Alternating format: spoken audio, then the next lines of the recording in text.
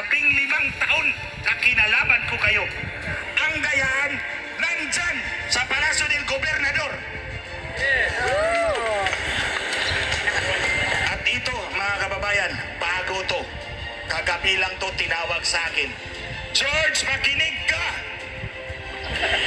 Makinig ka, George. Precinct number 240. Barangay Santo Niño, Butuan City. Kahapon, nag-testing and sealing ng mga makina sa Butuan City. Test ballot number 9. Ang binoto ng watcher ay si Ching Plaza plus 8 konsihal. Si Ching Plaza at 8 konsihal ang binoto sa test ballot number 9. Paglabas ng resibo, tumugma sa balota. Pero, nung tiningnan nila ang election return sa screen, ang lumabas ay si Lau Fortun at 12 konsihal. Ayan, George! Imbestigahan mo yan! Ulitin ko, test ballot number 9. Clustered precinct number 240, Barangay Santo Niño, Butuan City. Ang binoto ay si Ching Plaza plus 8 konsihal. Ang lumabas ay si Lau Fortun plus 12 konsihal. Hala, sagutin mo yan! Test ballot number 10, George. Ang binoto ay si Ching Plaza plus si Lau Fortun. Purposely, intentionally, in-overvote ng botante para matest kasi nakita na nga nila yung test ballot number 9 na mali. So, ang binoto ay si Ching Plaza plus Lau Fortun. So, anong labas? Overvote. Plus 8 konsihal ni Ching Plaza. Pag-check ulit sa election return doon sa screen, ang lumabas si Lau Fortun plus 12 konsihal. Test ballot number 10, George Garcia, clustered precinct number 240, Barangay Santo Niño, Butuan City. Sagutin mo yan! Ang tagal nyo nang tinataya yung eleksyon namin. Lahat ng umuupo, nagbabayad sa inyo.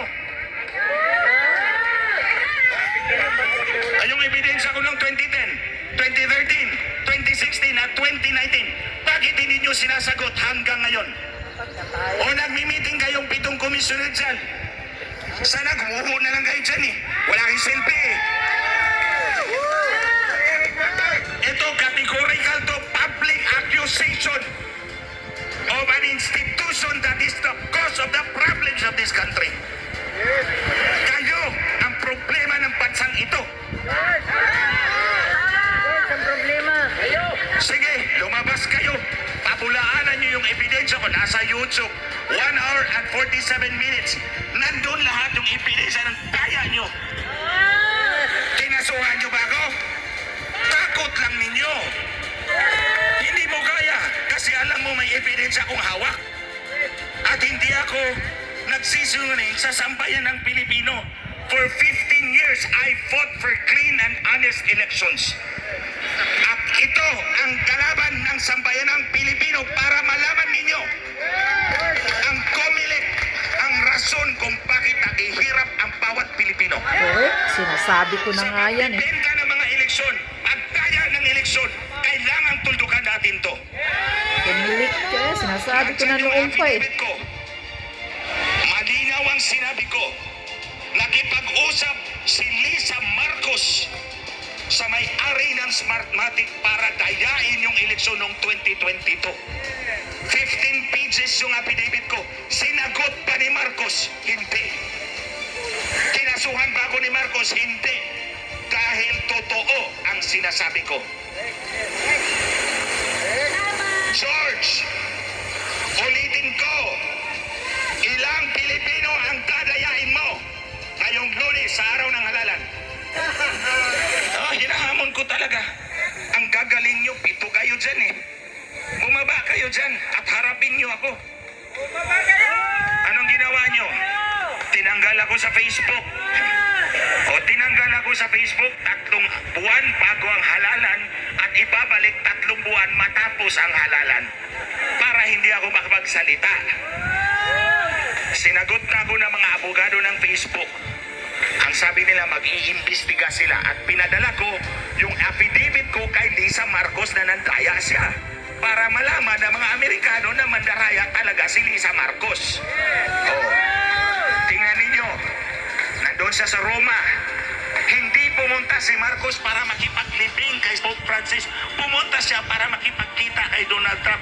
Dinit pa siya ni Trump dahil alam ni Trump na mandaraya si Lisa Marcos.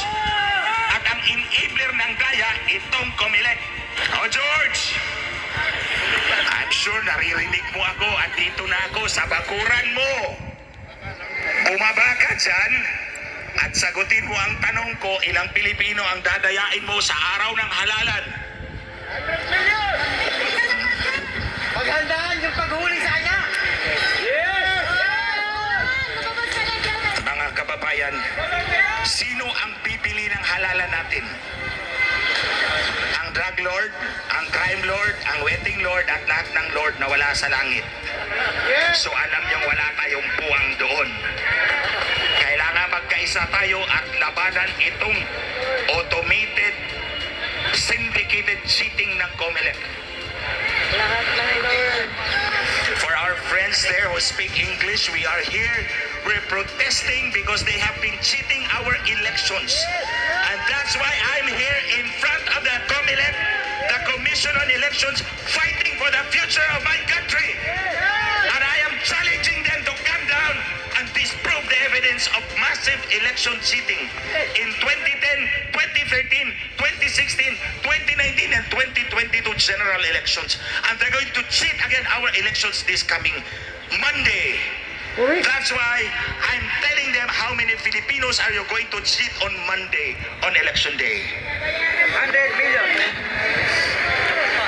We will not stop fighting for the future of our country. Correct. I Because just this is the voted only country and I we don't get the It receipt. is our future. Bahala na silang bibitayan ng taong bayan. George, bumaba ka dyan. Inaantay kita. Bumaba ka dyan, George.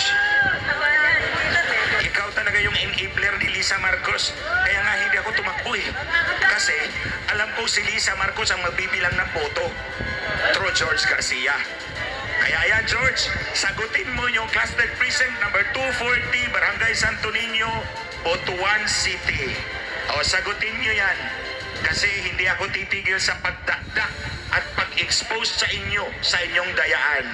Ulitin ko, George, sa Lunes, ilang Pilipino ang dadayain mo ang kanilang kinabukasan, ang kanilang boto.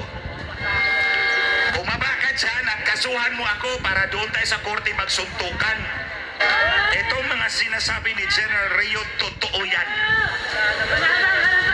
Lahat ng sinabi ni General Rio, yung sinabi niyang isang IP address lang, nandoon na yan doon pang 2010. Ang sabi ni General, 192.168.0.0.2. Noong 2010, it is 127.0.0.1.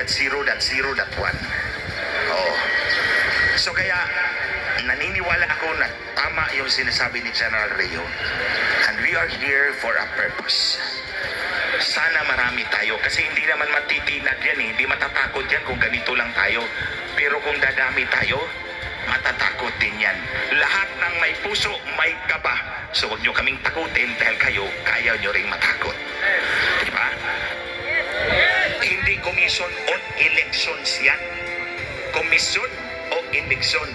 Kung magbayad ka ng komisyon, papanalo kita. Kung ayaw mong magbayad, mag-eleksyon tayo.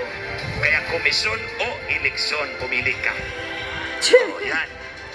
So mga kababayan, hindi naman tayo totally walang solusyon. Meron tayong solusyon. Ito yung solusyon ni Jay. Bilangin natin ang voter receipt, ang boto na nasa resibo natin para masiguro Wala nga resibo eh. na hindi tayo madadaya na mga nilalang na tulad Ako nga ni eh. George Garcia. Kabubuto ko lang, wala akong Eh, resibong finally, nakuha. George, hindi ka bumaba, takot ka. Uulitin ko, George, sa Lunes, sa araw ng halalan, ilang Pilipino ang dadayain mo ang kanilang boto at kinabukasan. Maraming salamat po mga kababayan.